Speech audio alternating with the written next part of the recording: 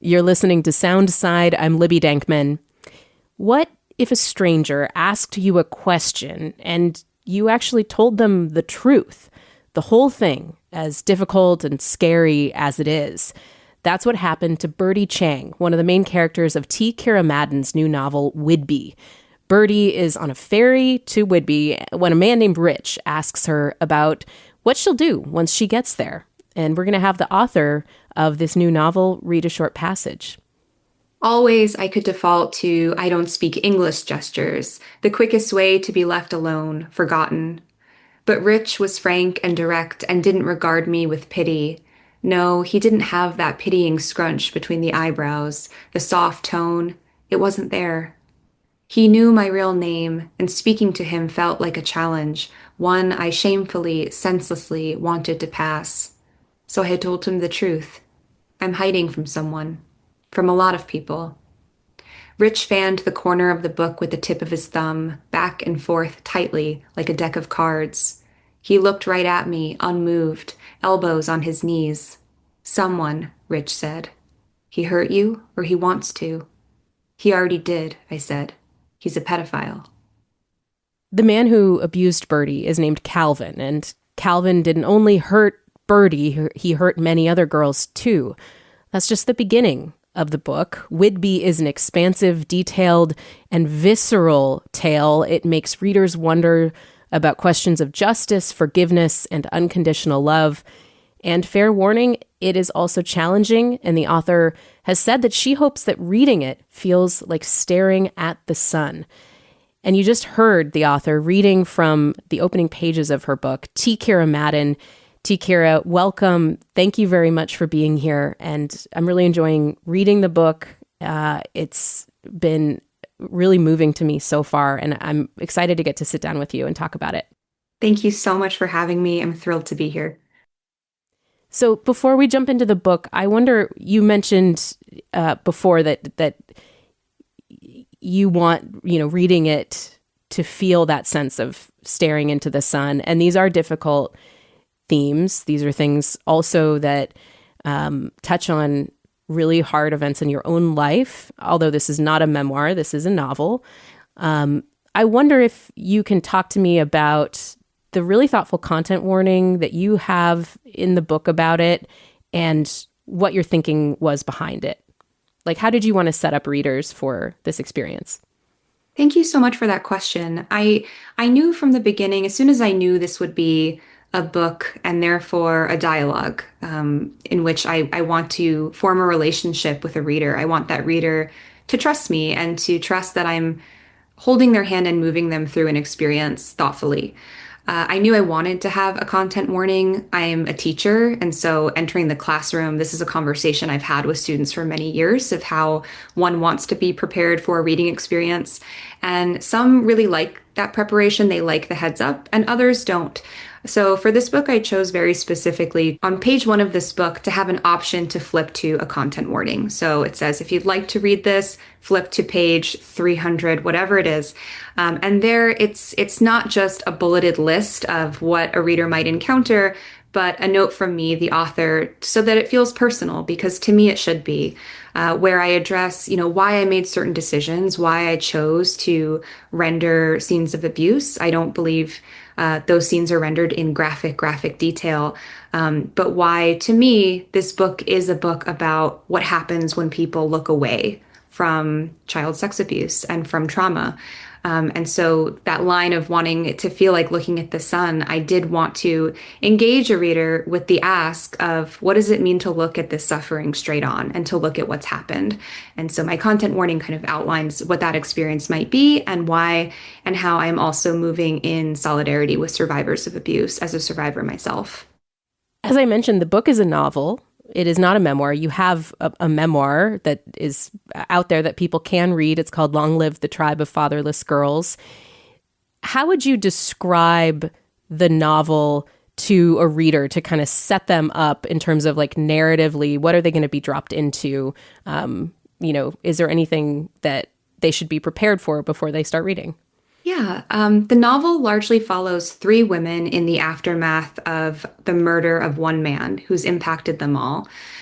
Two of these women are the adult survivors of his abuse. He abused them as children and one as an early teenager. And the third woman is the mother of that abuser. It's not a spoiler, it's on the book jacket to say that this man is murdered at the very beginning of the book. And I was really interested as a writer in looking not just at the acts of violence or the main act of violence, but the aftermath. What does it mean for violence to perpetuate over many years, over decades in some cases? What does it mean for the survivors of this abuse to have to live with that abuse and trauma in their bodies as they continue moving through a system that perpetuates that violence by commodifying their suffering and pain for things like podcasts and book deals and reality television? These are all things that appear in the book. And for the mother of this abuser, what does it mean to have to reckon with the harm that your child has caused? When faced with that direct evidence, when faced with the people who he has harmed, I was interested in her case in denial, in grief, how they can live side by side, and also how the family and friends of people who have been incarcerated are also disenfranchised by the system. That's something that was meaningful to me as someone who has worked in reentry, homeless shelters, and as a teacher of incarcerated people. This impacts not just the person who is within the confines of a correctional facility, but also their friends, their loved ones, their families. And so Florida legislation and the law and how it impacts whole families was something I was really interested in exploring here in this book. We've talked a little bit about Birdie, but there are two other main characters, Lindsay and Mary Beth. Who are they? Can you kind of introduce them to us? Yes, Lindsay King is another adult survivor of Calvin, the abuser at the center of the story. And she has recently appeared on a reality television show, much like The Bachelor, where she was coerced by producers into telling her story of early sex abuse. And from there, she gets a book deal. She gets a splashy book deal to publish a tell-all memoir about her abuse. She really became this interesting vehicle for me to explore these themes of the commodification of pain and suffering and why we kind of bring out our popcorn if we're listening to these stories of trauma and what that means. As a memoirist, I felt that I could speak to this. What does it mean to package the pain that you have experienced? What does that look like versus the pain and trauma as it lives in the body? With the character of Mary Beth Boyer, the mother of Calvin, the abuser, she, at the very front of the book, finds out her only son, her only child, has been murdered. With her, I wanted to explore this kind of multifaceted view of what it means to stand in denial of the harm that your son has inflicted upon women, and also to love that person. Love is complicated, and I hope that her love and denial and all of the qualities of her that make her kind of interesting and repulsive and infuriating, that they can all sit side by side, and that a reader might have to hold that and say, people really do love people who have harmed others. Like, what does that look like? What are the ends of that denial or that love? I think repulsive and infuriating are adjectives that, really describe the feeling that the reader has, at least initially, about some characters. I'm thinking like Lindsay. Lindsay gives Birdie a racist pseudonym in her memoir. Birdie won't talk to her, because, and then the racist nickname shows up. She's allowed to commodify her pain in this way that Birdie is really resenting. But Lindsay doesn't stay one-dimensional. I mean, she grows more and more complex as the book progresses. And that kind of growth you see in other characters as well. I think it seems more like on the level of literary fiction, but the novel has sort of like a thriller premise. Like that's kind of you're dropped into this like very, kind of crime oriented setup. How did you think about just making sure that complexity remained? Yeah, I do think of it as literary fiction almost dressed up on its cover as a thriller. And I do think this book actually, it challenges genre in this way.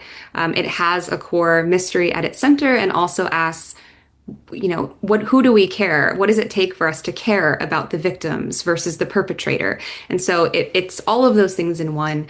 In terms of the characters, it was really important for me to write purposefully unlikable characters in this trio of women.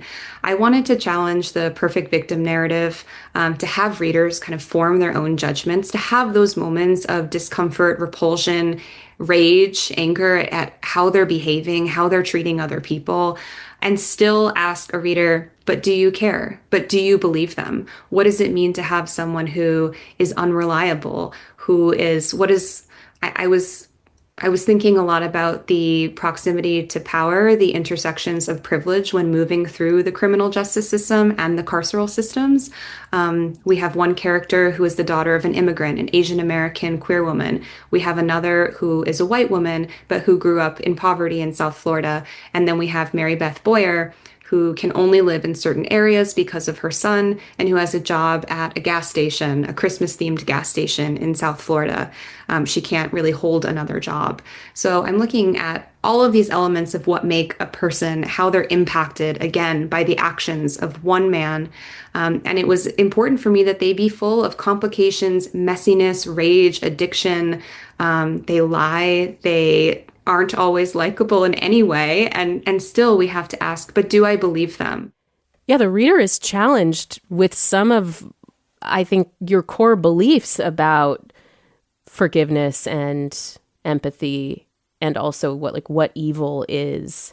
Mm-hmm. That happens with Calvin and I think his mom as well. We are taken inside rooms that very few people get to see, like a prayer group for people who were convicted of sex crimes against minors. Even though Calvin has hurt people in these devastating ways, he continues to menace Birdie. He stalks her, and because of that, she has to flee to the island, to Whidbey Island. Can you talk to me about how you approached depicting this perpetrator? It was important to me from the beginning. I knew I did not want to take on Calvin's perspective. I knew this would be a polyphonic narrative with many, many perspectives, but that I didn't want to take on his own, because I felt for so many years we've seen the centering of the perpetrator in so many stories of true crime, in so many stories of violence, with Epstein, with Bundy, with these television shows and true crime podcasts that the perpetrator or the person who does the abusing is the center of the story. What made them this way?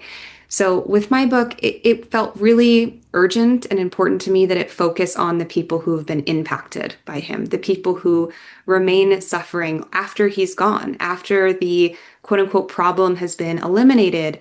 What are these people left with? And how do they begin to rebuild their sense of self? How do they begin to move to remake their psyche in some way?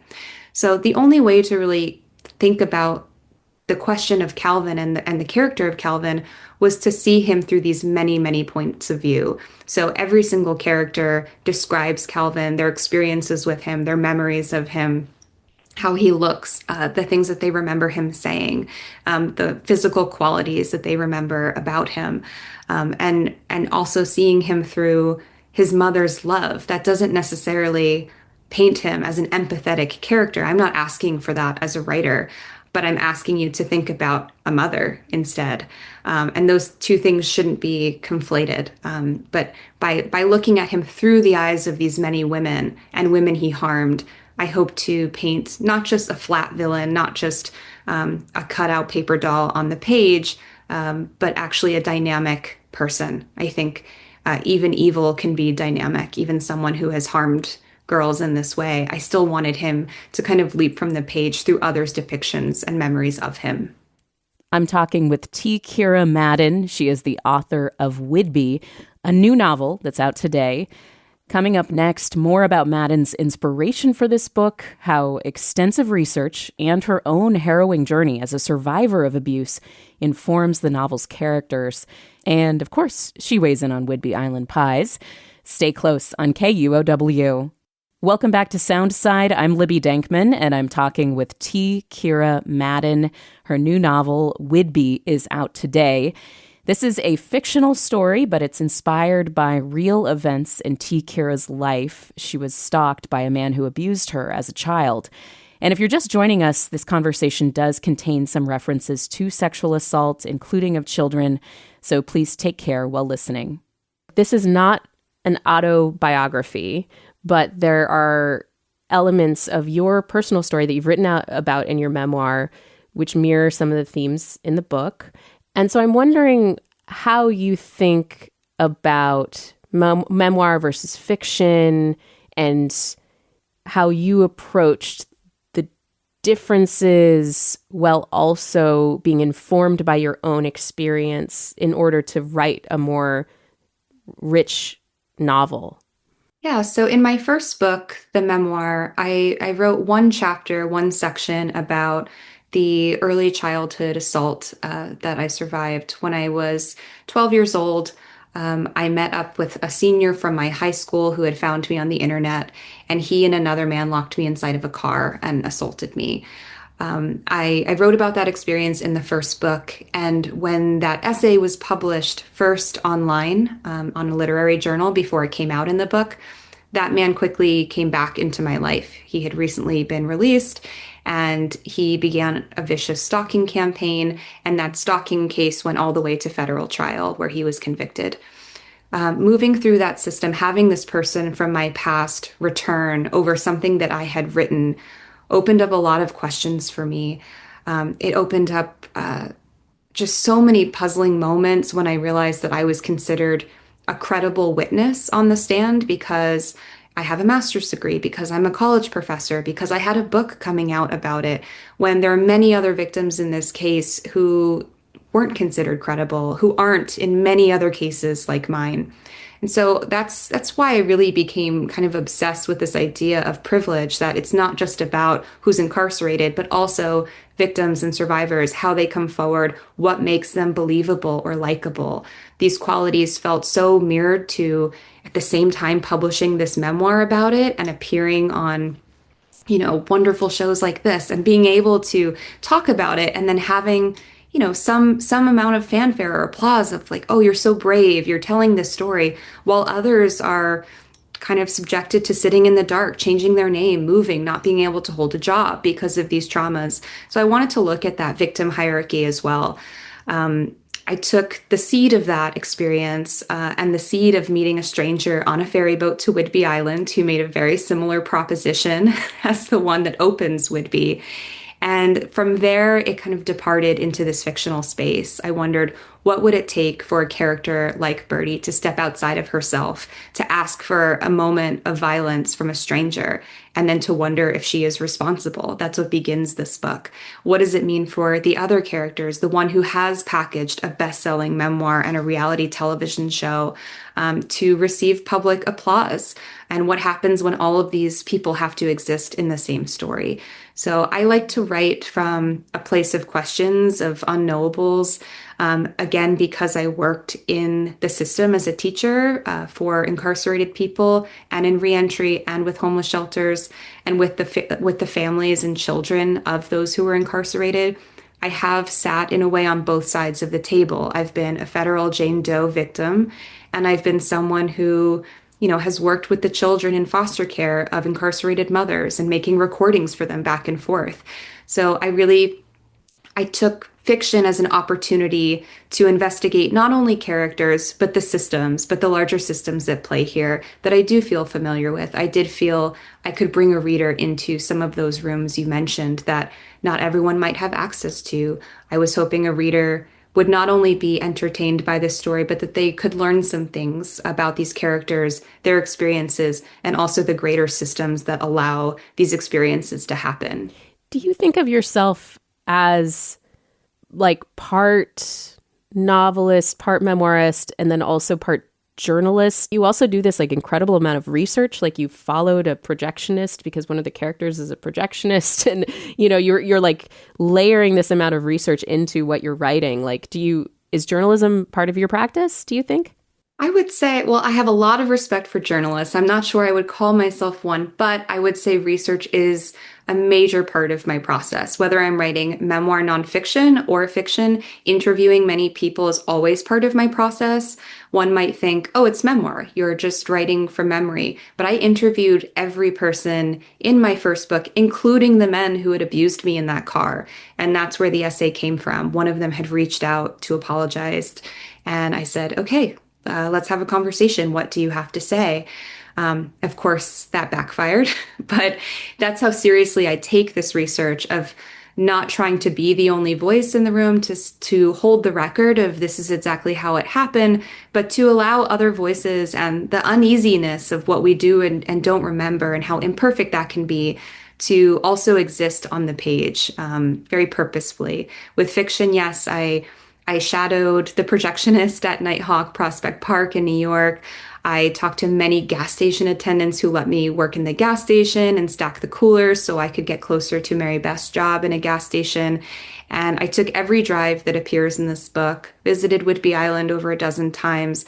I was really interested again in Florida legislation and the 2,500-foot rule in Miami-Dade County of where registered sex offenders can live and be. I drove around to kind of see these pockets and these encampments and how that impacts not only where some people live, but the surrounding communities, the migrant communities, the food that's available, the water toxicity. Looking at all of this informs the stories, informs the sensory detail of a novel. So for me, that degree of research feels really necessary, especially with a book like Whidbey, which it was very important to me that every single part of the law and legislation be rooted in truth. What is your relationship to Whidbey? I mean, I know you've written there a lot. Obviously, this is the setting for the novel. It's the title, everything like that. You wrote your memoir, a lot of it, I understand, on Whidbey as part of a writer's retreat. What is it about that island that has been a part of your story? In early 2017, I was admitted to the Hedgebrook writing residency for the first time in Langley on Whidbey Island. So it was my first time visiting the island. I'd been visiting Seattle most of my life because my brothers live in Seattle. My family is here. And my brother took me on the ferry boat for the first time to Whidbey, where I was working on Long Live. And at the same time, I was also in the process of trying to establish an order of protection against the person who had abused me at the mall that time because he had come back into my life at the same kind of year, moment in time. One doesn't get to choose when they have to go to court. I got to Hedgebrook and immediately had to leave to appear in court in Florida. That first hearing was canceled, so I came back. It was rescheduled. I had to leave again. That's how it works with court. You don't get to decide. You don't get to zoom in unless you're very lucky. You just have to appear across the country. It doesn't matter. So I found myself on this ferry boat, back and forth, back and forth, back and forth, exhausted. And on maybe the fifth time returning to Whidbey Island on the boat, and after a lifetime of never talking about my abuse, never really recognizing it in a real way, I met a stranger on the ferry boat and I had been crying. That was very clear. And he said, you know, what's wrong? Are you okay? And I told this stranger what had happened to me and where I was, and that I had just come from court. I had no idea why I did that. I'm a very shy person. I'm very reserved. I hold things very close to the bone. And when I departed the ferry boat onto the island back to Hedgebrook, I was really struck by this moment of what did it take for me to step outside of myself? Was it the fact that I was landing on shore in this new place? And I hope anyone can relate. Maybe when you go on vacation or when you appear somewhere new or with a group of friends from your past, it's like you can reinvent yourself in a way. There's always this opportunity to kind of start over, or at least the fantasy that you might be able to. Especially in transit, it feels like there is this liminal space, like you're in a different dimension almost. Yeah. Absolutely. And Whidbey felt so right for that, to be alone in a cottage in the woods writing after this very strange experience where I spilled all of this to a stranger and he proposed this very Patricia Highsmith, would you like me to kill him for you? I said no. I got off that boat and kept thinking about it. But Whidbey begins in that moment, in that request moment where Birdie Chang says yes and gives a name. That's where it departs into fiction, and that's where it departs into kind of the fantasy of reinventing oneself.